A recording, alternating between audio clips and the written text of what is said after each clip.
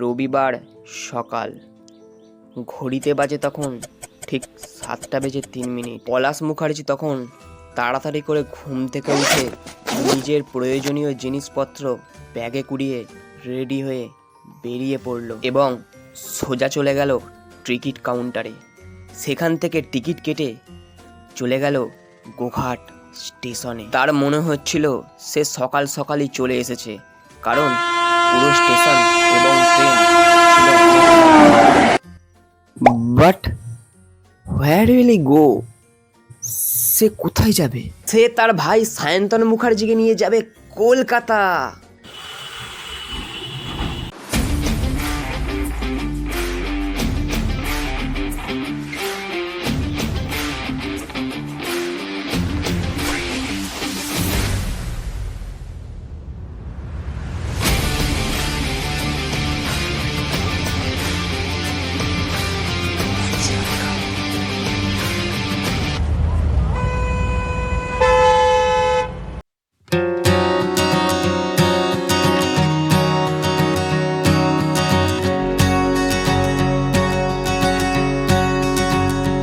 আরে ভাই ভাই দেখ দেখ দেখ দেখ, পলাশ দা ভিডিওটা করেছে। দেখ কলকাতা গেছে, ভিডিওটা করেছে।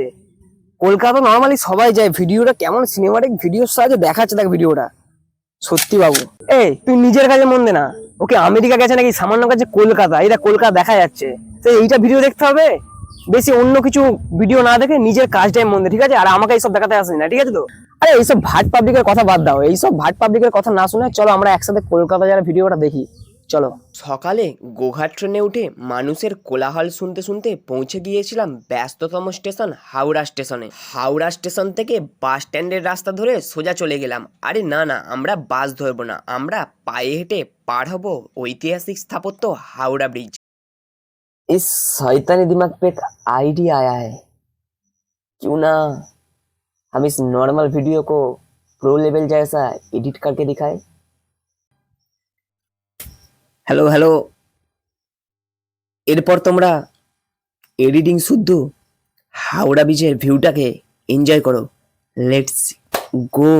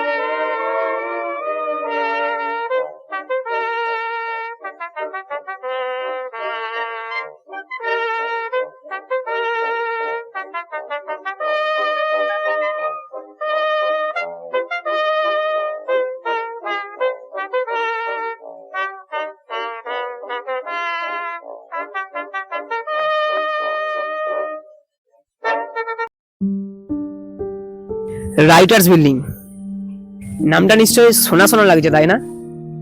হ্যাঁ, যদি হাওড়া ব্রিজের পর আশ্চর্য স্থাপত্যের মধ্যে আমি কিছু দেখে থাকি, সেটা হলো রাইটার্স বিল্ডিং, যার জন্যই কলকাতা আমার আরও যাওয়া। কিন্তু আমার অতটাও সৌভাগ্য হয়নি যে রাইটার্স বিল্ডিং এর ভিতরে প্রবেশ করে তার ভিউটাকে নেওয়া। আর তিনজনের নাম বলি, বিনয়, বাদল, দীনেশ। কি মনে হচ্ছে না যে আমি ইতিহাসের যুগে ফিরে গেছি? হ্যাঁ, বিনয়, বাদল, দীনেশ রাইটার্স বিল্ডিং এর সম্পর্ক অনেকটাই গভীর, কারণ এখানেই একটা আক্রমণ হয়েছিল, যার ফলে এই জায়গাটার নাম রাখা হয়েছে বাগ, বিনয়, বাদল, দীনেশ। রাইটার্স বিল্ডিংটা অবস্থিত কলকাতার লালদিঘির ওপর। রাইটার্স বিল্ডিংটা আমি দূর থেকেই দেখেছিলাম। আমি আর এর সম্পর্কে বলছি না, কারণ তোমরা সবাই ইতিহাস বইয়ে পড়ে এসেছো ছোটবেলা থেকে। এবারে তোমরা রাইটার্স বিল্ডিং এর দূর থেকে ভিউটা দেখে নাও, আর এই ভিউটা হবে সিনেমাটিক ভিডিও।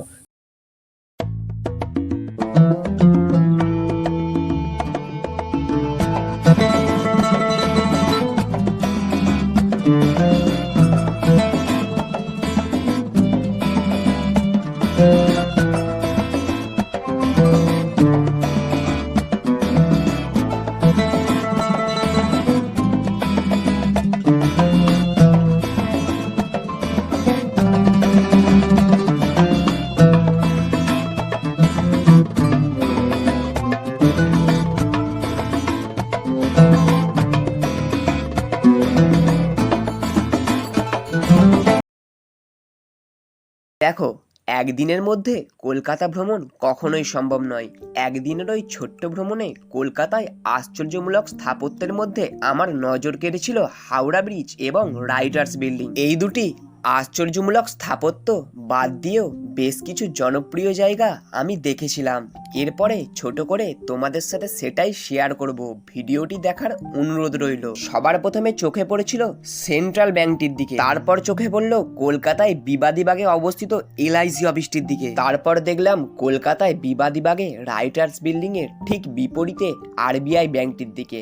আরবিআই এর ফুল ফর্ম হলো রিজার্ভ ব্যাংক অফ ইন্ডিয়া, যেটি প্রতিষ্ঠিত হয়েছিল 1937 খ্রিস্টাব্দে। ভারতের বড় স্টেডিয়ামগুলির মধ্যে অন্যতম হলো ইডেন গার্ডেন। ইডেন গার্ডেনের ভেতরটিকে একবার দেখব বলে সেই আশা নিয়েই আমি সেখানে গিয়েছিলাম, কিন্তু সেখানে উপস্থিত স্টাফ দাদারা বললেন শুধুমাত্র এটি খেলার সময়ই খোলা হয়। তাই তো মনে হালকা কষ্ট নিয়ে আমি সেখান থেকে চলে এসেছিলাম। তারপর আমি দূর থেকে দেখলাম নেতাজি ইনডোর স্টেডিয়াম, এটি ইডেন গার্ডেনের ঠিক পাশেই অবস্থিত।